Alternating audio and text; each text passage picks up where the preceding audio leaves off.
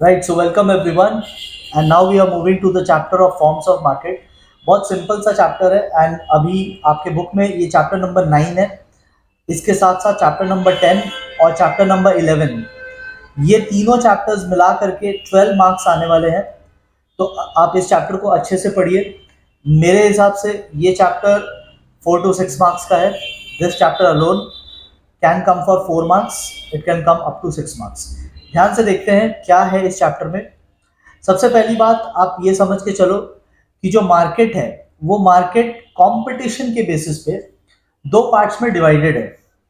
एक को हम लोग बोलते हैं परफेक्टली कॉम्पिटिटिव मार्केट, अभी हम लोग सबको डिटेल में देखेंगे। One is known as perfectly competitive market and the other one is known as imperfectly competitive market. Imperfect वाले में तीन कैटेगरीज हमें देखना है। पहला है मोनोपोली, दूसरा है मोनोपोलिस्टिक एंड तीसरा है ओलिगोपोली। सो हम लोग three types of markets imperfect में देखेंगे। अब देखो यहाँ पे एक मीनिंग आपको पढ़ के रखना है। आपके सिलेबस में बोला है मीनिंग ओनली मोनोप्सनी का, ठीक है। तो मोनोप्सनी किसे कहते हैं? मोनोप्सनी एक ऐसी मार्केट है जहां पे सिंगल बायर होता है, there is only one buyer. जैसे कि रेलवे ट्रैक्स, जो रेलवे ट्रैक्स होते हैं ना, जो रेलवे ट्रैक्स होते हैं तो वो किसी ना किसी स्टील कंपनी पे बनते हैं, ठीक है। तो जो भी कंपनी उस रेलवे ट्रैक्स की प्रोडक्शन कर रही है उसे कौन खरीदता होगा? Only Indian railway buys it. तो जब किसी चीज का एक ही बायर होता है तो ऐसे मार्केट को हम लोग मोनोप्सनी मार्केट कहते हैं, ठीक है।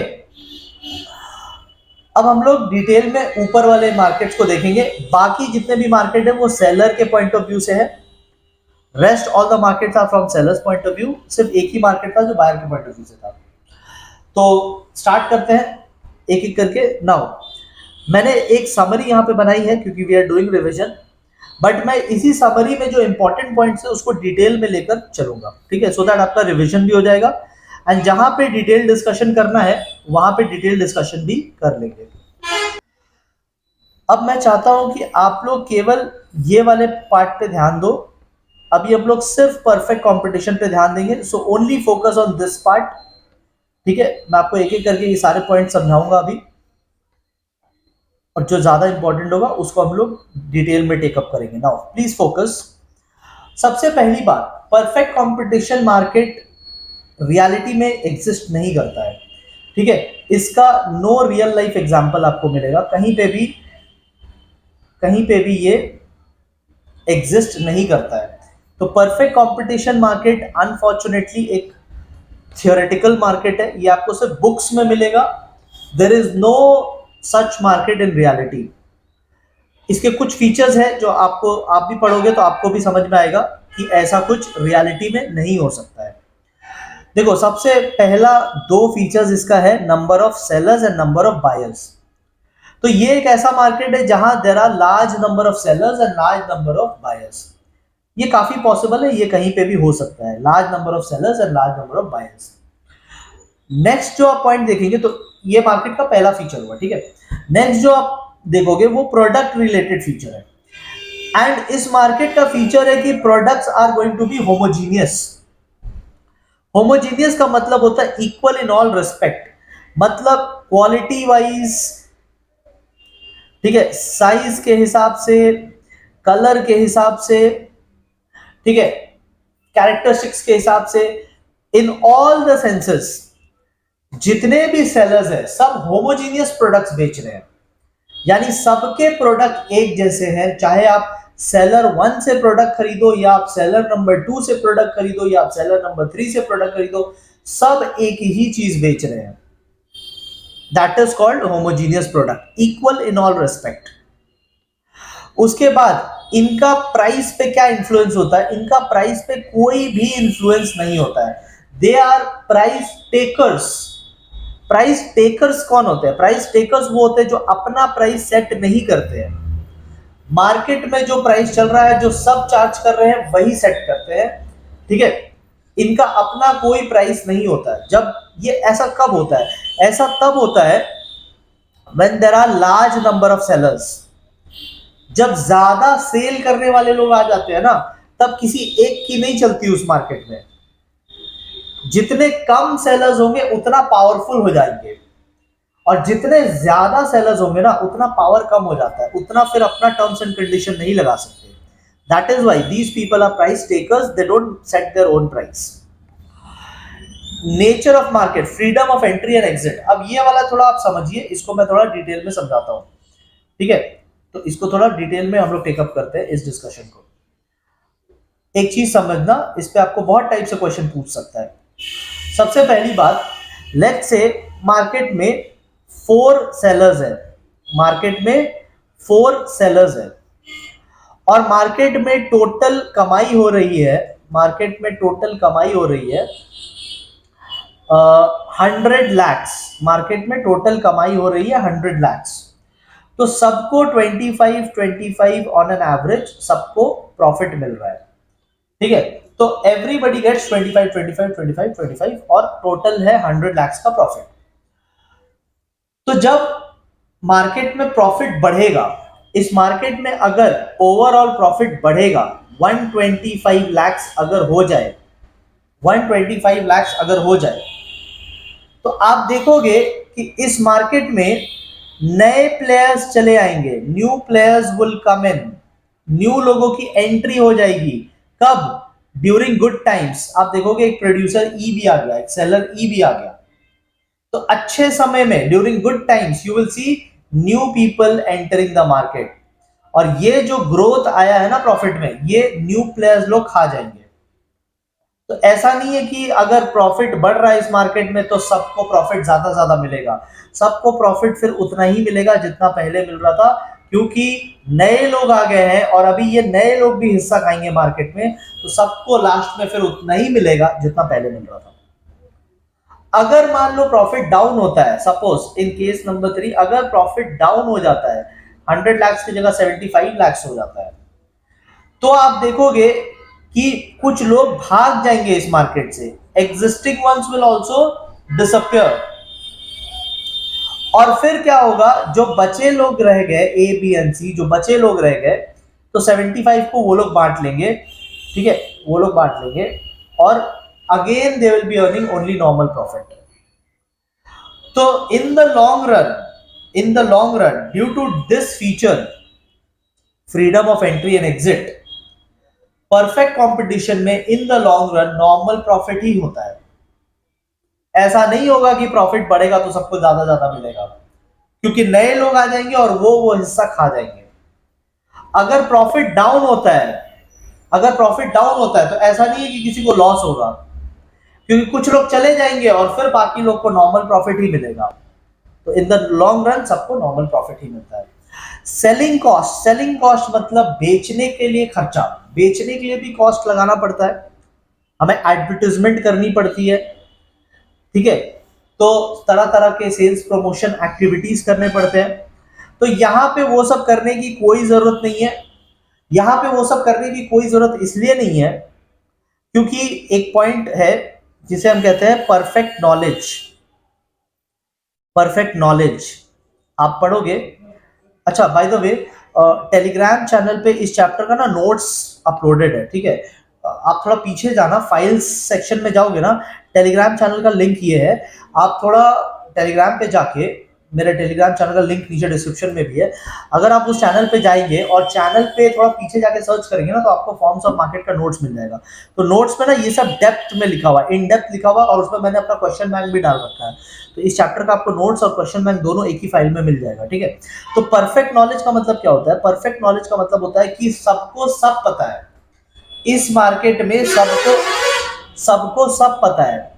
So if everybody knows everything, तो फिर आपको सेलिंग कॉस्ट लगा के एडवर्टाइजमेंट करने की जरूरत ही क्या है? बात समझ में आई? ठीक है। और सर लास्ट है डिमांड कर्व। देखो, डिमांड कर्व पे आएंगे, इस पॉइंट को मैं फिलहाल स्किप कर रहा हूं, इस पॉइंट को मैं लास्ट में टेकअप करूंगा, ठीक है? तो I take it up in the end. अब आ जाते हैं मोनोपोली मार्केट पे।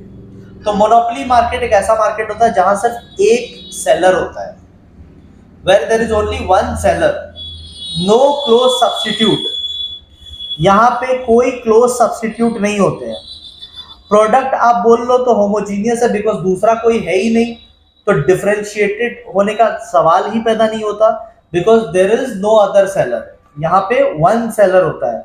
प्रैक्टिकली बहुत डिफिकल्ट है वन सेलर वाला मार्केट होना, बट प्रोडक्ट की अगर नेचर पूछा जाए तो आप होमोजीनियस ही बोलोगे क्योंकि यहां कोई और दूसरा है नहीं। ठीक है। प्राइस की अगर बात की जाए तो ये प्राइस मेकर होता है क्योंकि देयर इज नो कंपटीशन, इसे जो मर्जी वो प्राइस चार्ज कर सकता है। ये अलग अलग कस्टमर से अलग अलग प्राइसेस चार्ज कर सकता है, डिफरेंशियल प्राइसिंग चार्ज कर सकता है। एक कंज्यूमर से एक प्राइस, दूसरे कंज्यूमर से दूसरा price. He is price setter, he is price maker. ठीक है, तो ये पूरा मार्केट को डोमिनेट करता है। यहां पे जो इस मार्केट में एंट्री क्लोज्ड है क्योंकि अगर देखो ये मार्केट है एक सेलर का, जहां हमने एक और बंदे को एंट्री दे दी तब तो दो हो गए ना। दो होने से फिर मोनोपोली नहीं बोलते, फिर वो फ्यू सेलर वाला ओलिगोपोली बन जाएगा। तो the market will lose its essential characteristic. तो मोनोपोली होने के लिए जरूरी है कि एंट्री क्लोज्ड हो। अगर कोई और आ जाता है, देखो रियलिटी में ऐसा कुछ नहीं है, कोई दरवाजा नहीं है जिसे बंद करके रखते हैं। ठीक है, तो रियलिटी में देयर इज नो डोर जिसे शट करके रखा जाता है। रियलिटी में कोई आना चाहे तो जरूर आ सकता है, आ सकता है, लेकिन अगर वो आया तो फिर वो मार्केट को मोनोपोली फिर और नहीं कहेंगे, फिर वो मार्केट फ्यू सेलर वाला ओलिगोपोली बन जाएगा। और लोग आ जाएंगे, लार्ज नंबर ऑफ लोग आ जाएंगे, तो वो फिर मोनोपोलिस्टिक बन सकता है, फिर वो मोनोपोली नहीं रहेगा। ठीक है। अच्छा, सेलिंग कॉस्ट की जहां तक बात है तो यहां पे भी कोई सेलिंग कॉस्ट नहीं है बिकॉज आप अकेले हो। आप एडवर्टाइज करके किससे कंपटीशन लगा रहे हैं, सेल्स प्रमोशन करके किससे कंपटीशन लगा रहे हैं, जनता खुद चलकर आएगी, आप अकेले हैं सेलर। ठीक है। नेक्स्ट हम लोग आते हैं मोनोपोलिस्टिक में। बहुत बच्चों को तो कंफ्यूजन इसमें होता है कि मोनोपोली में मोनोपोलिस्टिक का आंसर लिखते हैं, मोनोपोलिस्टिक में मोनोपोली का आंसर लिखते हैं। उनको लगता है ये दोनों एक ही चीज है। दोनों एक ही चीज नहीं है। द मेजर डिफरेंस इज कि यहां पे लार्ज नंबर ऑफ सेलर्स होते हैं। मोनोपोलिस्टिक मार्केट में लार्ज नंबर ऑफ सेलर्स होते हैं या fairly large number of sellers होते हैं। इसका एग्जांपल आप कोई भी कपड़ों का ब्रांड मान सकते हैं।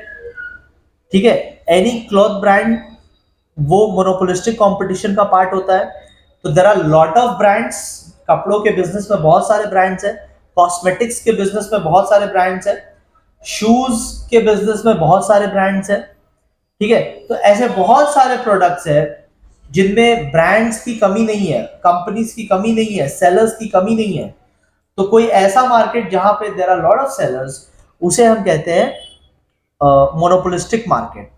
यहाँ पे बायर तो देखो, बायर हर जगह लार्ज ही रहेगा, कहीं पे भी बायर तो हर जगह लार्ज रहेगा, इसका तो कोई पॉइंट नहीं है। ठीक है।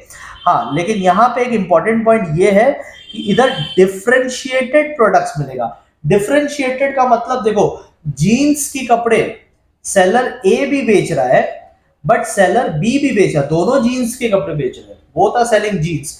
लेकिन ए का जो क्वालिटी है ना वो अलग रहेगा, बी का जो क्वालिटी है वो अलग रहेगा।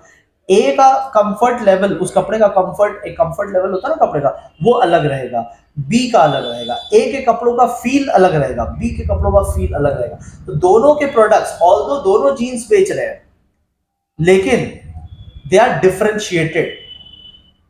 प्रोडक्ट सेम है लेकिन प्रोडक्ट की हर बात अलग है, तो उसे हम कहते हैं डिफरेंशिएटेड।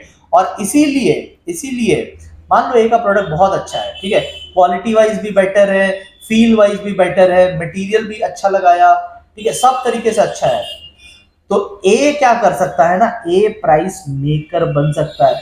वो लार्ज नंबर ऑफ सेलर्स है यहाँ पे, फिर भी वो अपना दाम खुद से सेट कर सकता है क्योंकि उसके प्रोडक्ट की बात ही अलग है।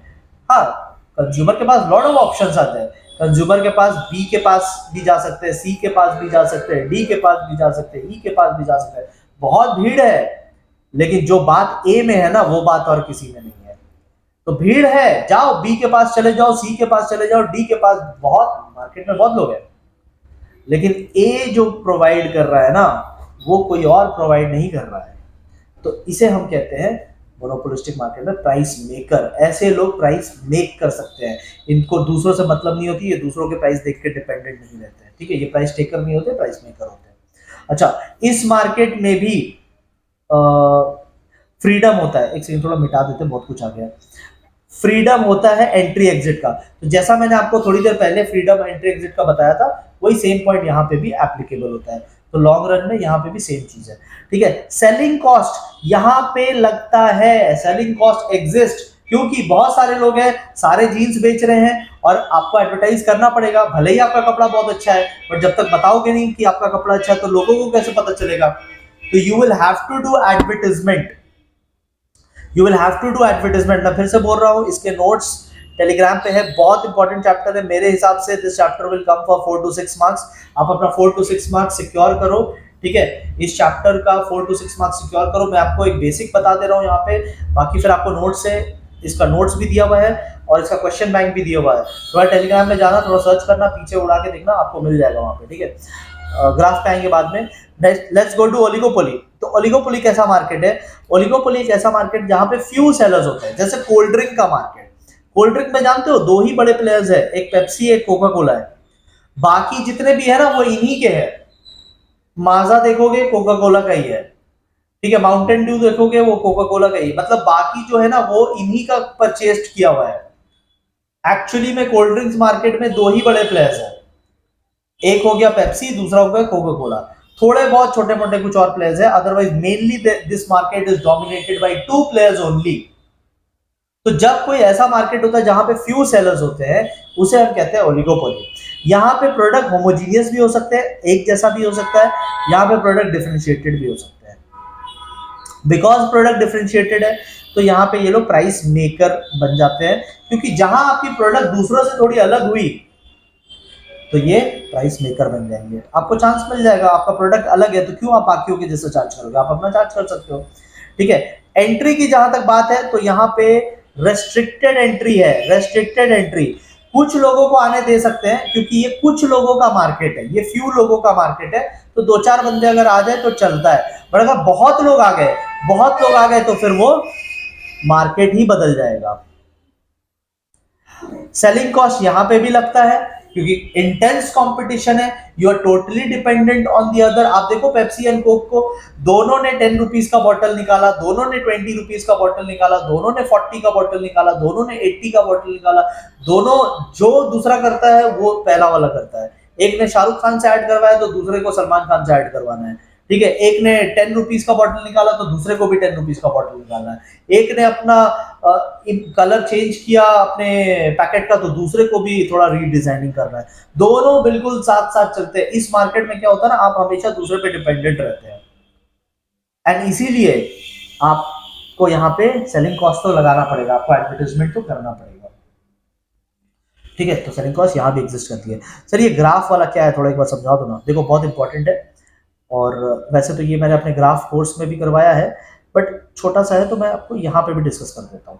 देखो सबसे पहली बात, इलास्टिसिटी याद है, इलास्टिसिटी अभी कुछ वीडियो पहले मैंने डाला था, इलास्टिसिटी ऑफ डिमांड, तब मैंने वहां पे आपको एक हिंट के लिए बोला था कि अगर आपको लगता है कि चेंज हो सकता है क्या डिमांड, अगर डिमांड में चेंज आ सकता है तो आप बोलना कि डिमांड इज इलास्टिक, और अगर आपको लगता है कि नो चेंज या लेस चेंज आएगा, अगर आपको लगता है कि नो चेंज या लेस चेंज आएगा इन डिमांड तो आप बोलना इन इलास्टिक, तो आप इन इलास्टिक बोलना, ठीक है। तो इलास्टिक हम लोग बोलते हैं जहां change is very much possible, in elastic बोलते हैं जहां पे change is less possible.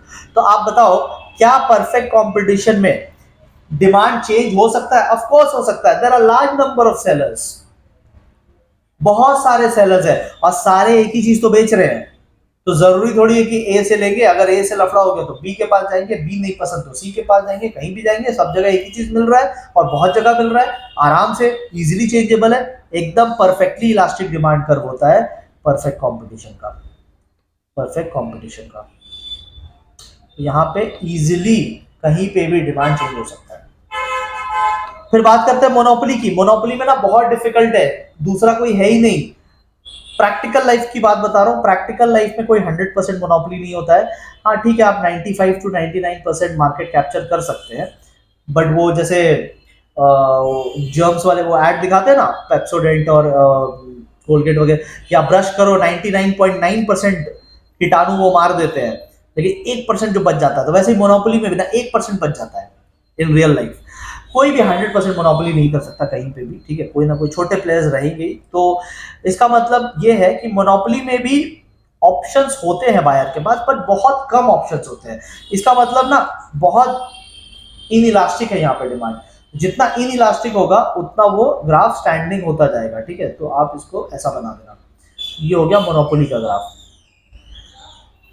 Monopolistic में तो we have lot of options. हाँ ये बात है कि प्रोडक्ट डिफरेंट है, मतलब दूसरे के पास जाएंगे ना तो थोड़ा क्वालिटी अलग मिलेगा, थोड़ा बदल जाएगा प्रोडक्ट, लेकिन फिर भी ऑप्शन तो है। अगर एक के पास नहीं जम रहा है, ऐसा नहीं कि कहीं जा नहीं सकते, ठीक है, तो वी कैन गो।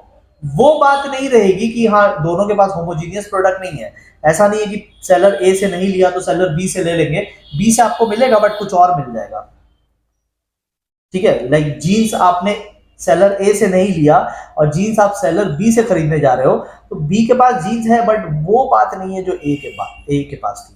तो चेंज तो कर ही सकते हैं, तो change is allowed but not like perfect competition. तो ये ना बीच में रहेगा, इट्स मोनोपोलिस्टिक, ठीक है। और ओलिगोपोली का जो है ना शेप हो ही नहीं सकता। सर क्या बात कर रहे हो, ओलिगोपोली का शेप नहीं हो सकता? नहीं हो सकता, क्योंकि वो मार्केट एक ऐसा मार्केट है जहां पे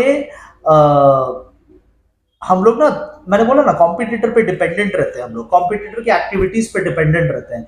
तो उसने कुछ हरकत कर दी, हमारा डिमांड इंपैक्ट हो जाएगा, हमने कुछ कर दिया, उसका डिमांड भी हमारे पास आ जाएगा। तो यहाँ ना टग ऑफ वॉर चलता रहता है, खींचातानी चलती रहती है।